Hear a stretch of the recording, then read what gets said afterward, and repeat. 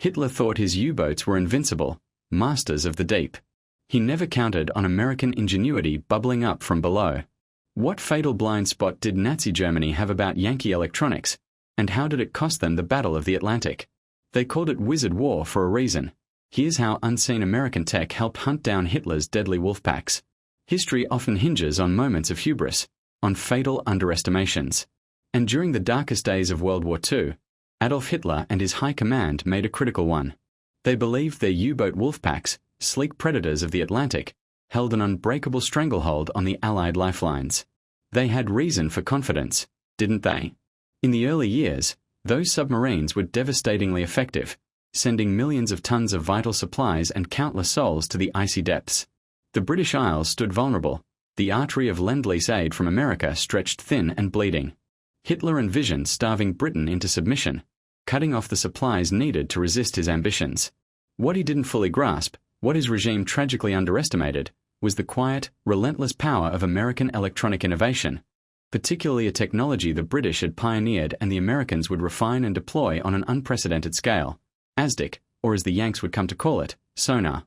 Think about the sheer terror of it for a moment. You're on a merchant ship, part of a slow convoy plowing through grey, menacing waves. Somewhere beneath you, unseen, unheard, a U-boat commander is lining up his shot. The first you know of it is the shattering explosion, the scream of tearing metal, the icy water rushing in. For sailors crossing the Atlantic, it was a constant, gnawing fear. The U-boats were ghosts, striking from the shadows of the deep. Finding them, hunting them, felt almost impossible in those vast, unforgiving waters. Early methods were rudimentary, sharp lookouts, hydrophones that could sometimes pick up engine noise but gave little clue to direction or distance. It was like fighting an invisible enemy, and the losses were staggering. Britain was truly on the ropes. Now, if stories like this, about ingenuity born from desperation, resonate with you, hitting that subscribe button really helps us bring more hidden histories like this one into the light. It lets us know you value these kinds of deep dives. But desperation, as they say, is the mother of invention. Even before America officially entered the war, scientists and engineers on both sides of the Atlantic were scrambling for a solution. The British had been working on underwater detection since World War I, developing a system they called ASDIC, named after the Allied Submarine Detection Investigation Committee. The basic idea was clever, borrowed from nature itself, like a bat using sound to navigate in the dark. Send out a pulse of sound, a ping, through the water. If that sound wave hits something solid, like the hull of a submarine, it bounces back as an echo. By measuring the time it takes for that echo to return, and the direction it comes from, you could figure out where the submerged object was. Simple in concept, perhaps, but incredibly complex to put into practice effectively, especially amidst the noise and chaos of the ocean. Early ASDIC sets were finicky, limited in range, and required highly skilled operators to interpret the faint returns amidst all the background noise, crashing waves, the thrum of friendly ship engines. Even schools of fish could create confusing echoes. It took intense training and a certain feel for the job. You had men huddled in cramped compartments, headphones clamped tight, listening intently for that telltale ping, ping, ping that signaled contact. Imagine the pressure, knowing the lives of everyone on your ship, perhaps the entire convoy, depended on your hearing and judgment. They were the unseen ears of the fleet, straining against the ocean's roar. The Germans knew about ASDIC, of course, but they believed its limitations, combined with their U-boats improving stealth and tactics, would keep them safe. They focused on building more submarines, faster, deeper diving, equipped with better torpedoes. They believed in brute force and numbers. This is where the American contribution really began to shift the balance. When the United States plunged into the war after Pearl Harbor, it brought not just manpower but also its colossal industrial might and a burgeoning technological prowess, particularly in electronics. Companies like Bell Labs, General Electric, Raytheon, alongside brilliant minds at universities like Harvard and MIT, threw themselves into the problem. They didn't just adopt the British ASDIC, they started refining it, improving it, mass-producing it on a scale the world had never seen. This wasn't just about building a few sets for specialized subchasers. It was about equipping thousands of destroyers, corvettes, frigates, even aircraft, with the electronic sensors needed to fight back. The Yanks brought a different approach. Think about the radio in your living room back then, or the early televisions just starting to appear.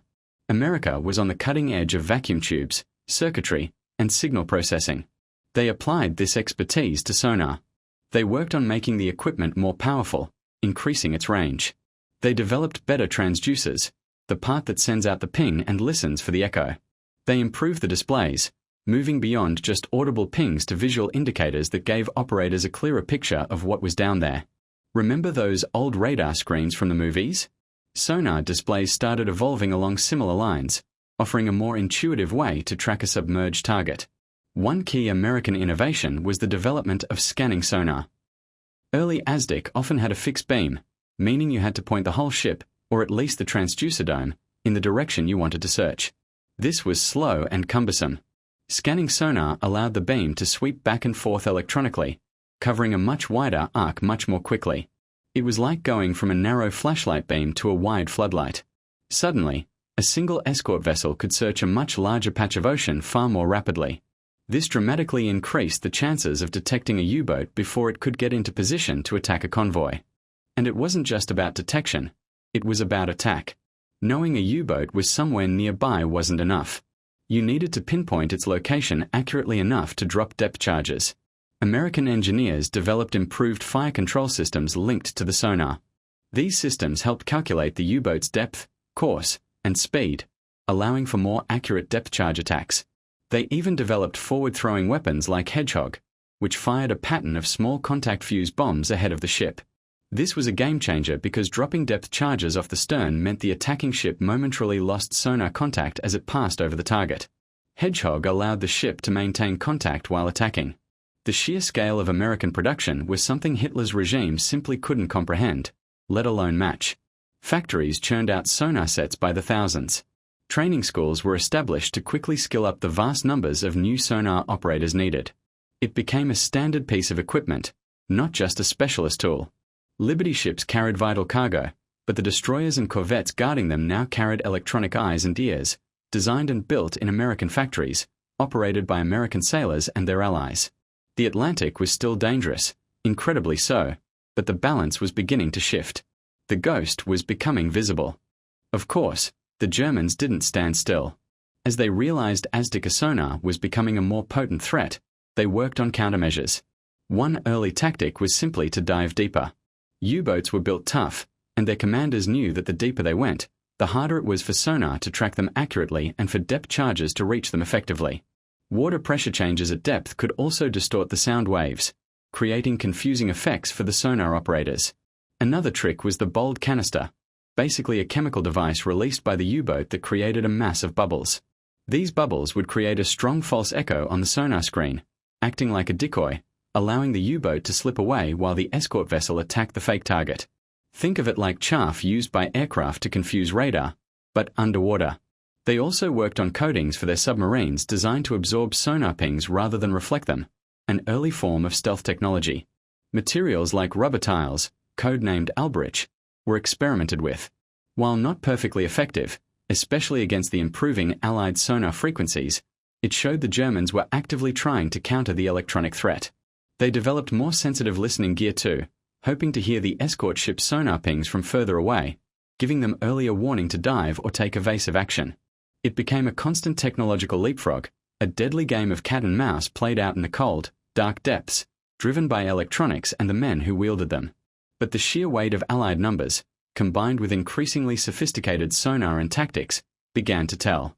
American industry wasn't just building the hardware, it was building the platforms to carry it. Fast destroyer escorts, long-range patrol aircraft equipped with radar and sonar, sonobuoys dropped into the water, and escort carriers providing air cover for convoys, all worked together. Sonar might detect a U-boat, radar-equipped aircraft could spot it surfacing at night to recharge batteries, and hunter-killer groups could then converge for the kill. It was combined arms warfare, heavily reliant on electronics. If you've ever served or known someone who worked with this kind of technology, even in later years, share a thought in the comments. It's fascinating how these systems evolved. The impact was dramatic. By mid-1943, U-boat losses began to skyrocket to unsustainable levels. Experienced commanders and crews were being lost at an alarming rate. German Admiral Karl Donitz, the architect of the U-boat campaign, famously lamented that the Allies had rendered the U-boat ineffective primarily due to technological advances, especially in detection. May 1943, known as Black May within the U-boat arm, saw catastrophic losses, forcing Donitz to temporarily withdraw his wolfpacks from the North Atlantic convoy routes. While the U-boat threat never entirely vanished, it was broken as a decisive strategic weapon. The lifelines to Britain and for the eventual invasion of Europe were secured, thanks in large part to the hum of vacuum tubes and the interpretation of returning sound waves. Hitler's underestimation wasn't just about the hardware itself. It was also about the system that produced and deployed it. The free exchange of information between British and American scientists, the flexibility of American industry to adapt and mass-produce, the ability to train vast numbers of personnel, these were strengths inherent in the Allied system that the rigid, top-down Nazi regime couldn't match. They might produce a technically brilliant V-2 rocket or jet fighter in limited numbers, but they couldn't flood the seas with effective countermeasures or match the sheer scale of Allied electronic warfare. Yankee ingenuity wasn't just about clever gadgets. It was about the entire ecosystem of innovation, production, and training. Think of the individual Sonar man, often young, perhaps from a small town in the Midwest who'd never even seen the ocean before the war. He's trained intensively for weeks or months, learning the nuances of his equipment, the different sounds the ocean makes, the signature echo of a submarine versus a whale or a wreck. He's part of a team on that destroyer escort, working in shifts, enduring rough seas, boredom punctuated by moments of intense stress. His ears become the ship's defense. A faint contact appears. Is it real? He reports it. The bridge orders a change of course. Tension mounts. The pings get clearer, sharper. Bearing, mark. Range, mark. The commands echo through the ship. Depth charges are set. The ship heels over for the attack run. Then the thunderous explosions astern, the ship shuddering, the weight. Did they get him? Sometimes yes, sometimes no. But increasingly, thanks to better sonar and weapons, the answer was yes. The Germans tried to adapt. They introduced the snorkel, allowing U-boats to run their diesel engines and recharge batteries while submerged at periscope depth, making them less vulnerable to radar detection when surfaced. They worked on faster, more advanced submarine designs like the Type XXI Electroboot, which had much greater underwater speed and endurance. These were formidable boats, but they came too late and in too few numbers to change the strategic outcome. The electronic eyes and ears of the Allies, relentlessly scanning the depths, had already done their work. The Battle of the Atlantic, the longest continuous military campaign of World War II, was effectively won, ensuring the logistical build-up for D-Day and the eventual liberation of Europe could proceed. It's a powerful reminder, isn't it? Warfare isn't just about guns and ships and planes. It's about information, detection, knowing where the enemy is when they think they're hidden. Hitler and his command focused on the visible, the steel hulls and torpedoes. They failed to grasp the revolutionary impact of harnessing electrons and sound waves to pierce the ocean's veil. They underestimated the quiet persistence of those engineers in labs, the factory workers on assembly lines, and the focused intensity of the sonar operators listening in the dark. It was a costly mistake, paid for in lost U-boats, lost crews, and ultimately, contributing to the loss of the war. The legacy of ASDIC and Sonar, of course, extends far beyond World War II. The technology continued to evolve dramatically during the Cold War, becoming the primary means for tracking increasingly quiet nuclear submarines. Even today, sonar in various forms is essential for naval operations, underwater mapping, resource exploration, and marine science. But its crucial role in turning the tide during the Battle of the Atlantic remains a testament to the power of innovation and the folly of underestimating your adversary's technological capabilities, especially when that adversary has the industrial might and collaborative spirit of the United States. It truly was a case where Yankee electronics helped silence Hitler's wolfpacks. We've covered quite a bit of ground here, from the initial U-boat threat to the development and deployment of sonar technology that helped counter it. If you found this deep dive into a lesser-known aspect of wartime technology interesting, giving the video a thumbs up is a great way to let us know. It helps ensure these stories reach others who appreciate them. Understanding this history helps us appreciate the complex interplay between strategy, technology, and human skill that defines modern conflict. The Battle of the Atlantic wasn't just fought with depth charges and torpedoes. It was fought with sound waves, vacuum tubes, and the unwavering focus of sailors listening for echoes in the deep. For more explorations of pivotal moments and overlooked technologies in history, make sure you're subscribed. We've got more stories like this coming your way.